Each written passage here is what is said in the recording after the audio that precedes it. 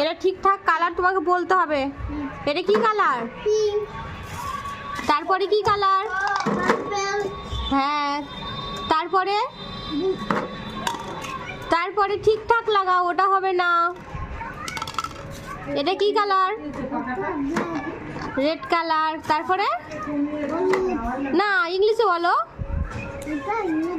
হ্যাঁ, কি কালার ছিল? হ্যাঁ, তারপরে ব্লু হবে না। হ্যাঁ,